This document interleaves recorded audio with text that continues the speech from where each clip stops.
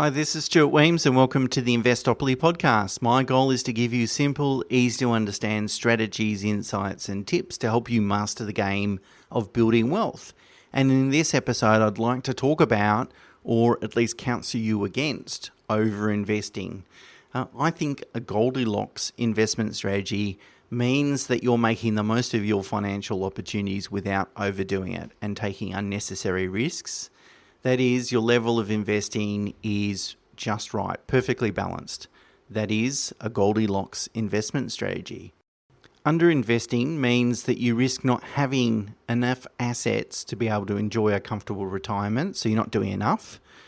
Overinvesting means that you're taking unacceptably high risks, which actually may compromise your entire strategy, which also could mean that you won't have sufficient assets to enjoy a comfortable retirement. So as you can see, the goal is to have a perfect balance. Invest enough to ensure you'll meet your lifestyle goals, but not too much to ever put your investment strategy at risk. Now, let me tell you a story about a client I was working with many years ago, where I think it beautifully explains the risk of overinvesting. So I was working with this mortgage broking client several years prior to 2008, so some time ago now. They were just a mortgage broking client, so we weren't offering financial advice to them. The client purchased 6 investment grade properties over a relatively short period of time. They were all really good quality assets. They used particular buyer's agents to buy those assets. And really after the 6th acquisition, I advised the client to not buy any more properties because at that stage I thought any more debt would be just too risky. Now, the client ignored that advice and then went and purchased 2 more investment properties, and I only found out after the fact. In fact, it happened on one particular weekend. They rang on the Monday and said, we bought another 2. I thought, okay. Anyway, unfortunately, the global financial crisis hit Australian shores in 08-09, and the RBA cash rate climbed to 7.25. So interest rates really went through the roof, put pressure on the client's cash flow. Worse still, though, credit rules and policies were really tightened in terms of borrowing capacity, which really locked the client out of their ability to refinance and restructure loans. They were kind of trapped with their existing lending arrangements. And because the client wanted to, or decided at that time they wanted to retire within the next couple of years, all they could really do is sell all but 2 of their investment properties, and they really hadn't held these properties for long enough to really, it wasn't reasonable for them to have enjoyed any rewarding growth yet, so, it destroyed a lot of wealth. And I think this client story is a perfect cautionary tale. Debt is a wonderful servant, but a terrible master. And borrowing to invest can be a really powerful strategy, but you must be used carefully. You must never borrow more than you can afford, and you've got to consider, some risks that might occur. What happens if you're forced to repay principal interest? You can't renew an interest-only term. What happens if your borrowing capacity contracts and you can't refinance away from your current lender? Would you be happy living with those arrangements for the next 10 years? You've got to consider these risks.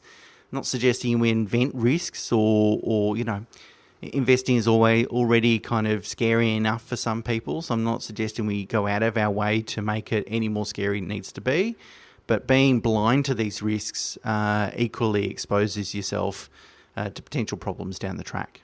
Now, having said that, underinvesting comes with a massive opportunity cost, and it's just as bad, I think, as overinvesting. Underinvesting means that you don't have enough assets, and you won't have enough assets to fund a comfortable retirement. And I wrote a blog and podcast at the beginning of this year setting out the 3 common reasons that I think people tend to underinvest. And if you think you might be doing that, I suggest you check that one out. Of course, as you would expect, the link is in the show notes and the blog on the website. Sometimes I meet clients and they've worked hard and they've put themselves in a really great position. They've got enough assets, they've got enough assets to fund a comfortable retirement, but they want to invest more. And I always ask them, why? Why do you need to invest more? How's it really going to change your life? Because investment always carries some risk. So you want the reward to compensate you for the risk, And of course, having more money, you could argue mathematically is a compensation, but if it actually doesn't change your life or outcomes, then why would you do that? Well, I don't know if there's any right or wrong answer per se. Some people will say, well, you should always make sure your money works as hard as possible for you. I mean, that's true to an extent. Other people would say, well, the more I've got to leave behind, to create kind of intergenerational wealth, the better off I'll be. That could be a good reason in of itself, of course. But I guess it's really about stepping back and saying, well, why? If we're going to make another investment, particularly if it includes borrowings, because that's a very lumpy investment, you've really got to ask yourself, do you need to invest more to secure your own goals? And if not, then what other reasons you might want to do that? And do they justify really taking that risk? Now, typically the most common way to overinvest is by borrowing too much. It's like the client story that I shared at the beginning of this episode. Now, there's several factors that you need to take into account when deciding what is the right level of borrowings for your circumstances and goals. And I don't know if there's sort of one rule that you can guide every sort of decision making, but the obvious considerations are ensuring that you can afford the repayments, even taking into account any expected changes to your income or situation, also factoring in higher interest rates, of course. And to do this, you've got to really review your annual cash flow, so income less expenses, less loan repayments, less tax or any other commitments like school fees, particularly if school fees are in your future, if they're not in the present at the moment. So it's really about sort of cash flow, if you like. But also it's important to formulate a debt repayment strategy. So usually, and the reason for that is it's important to reduce debt before you get into retirement, because you can really no longer rely on personal exertion income, so your salary. Instead, your sole income source is going to be from investments, and therefore your cash flow can be more sensitive to changes in interest rates if that's the case.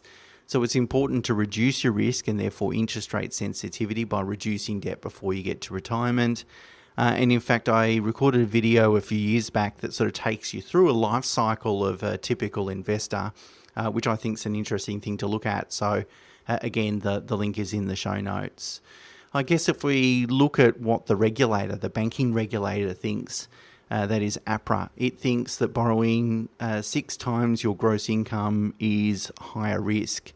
And whilst those rules of thumb aren't really always applicable, I think it's a relatively good guide to consider. And I would say probably borrowing anywhere from 6 to 8 times your income would be, in most circumstances, high risk. And borrowing more than 8 times your income, I would argue, for most people, completely unnecessary. Now, the more investment borrowings you have, of course, the more important it is for you to have a well-considered debt management and repayment strategy. So what do you do if you have overinvested? Well, it can be quite costly, timely, and sometimes painful to unwind a situation where an investor has too many borrowings, and because they've overinvested. Typically, it requires the sell down of assets and maybe the reinvestment of proceeds in ungeared assets like shares and so forth. But as I said, it can be quite costly and there can be a lot of considerations involved. So if that's your situation, you really need to get independent financial and taxation advice to make sure you build a strategy that's going to sort of balance out some of those risks. Now, of course, there's always an endless supply of fantastic investment opportunities. There's always something, a reason to invest, I guess, if you like. And many people will try and convince you to invest, especially if they've got something to gain from you following their recommendations. So they're a salesperson, if you like. But realize you're the person that has to live with that investment decision a lot longer than the person sitting on the other side of the table from you. And just because a bank is willing to lend you money certainly doesn't mean that you should be borrowing it or that it's safe and prudent to do so. Now, I believe often a kind of slow and steady and considered approach towards investing, whilst at the same time avoiding procrastination, in my mind yields the best long-term outcomes. And if ever in doubt, of course, you should pay for professional independent advice. There you go. Be careful for over investing. I hope that makes lots of sense. And until next week, bye for now.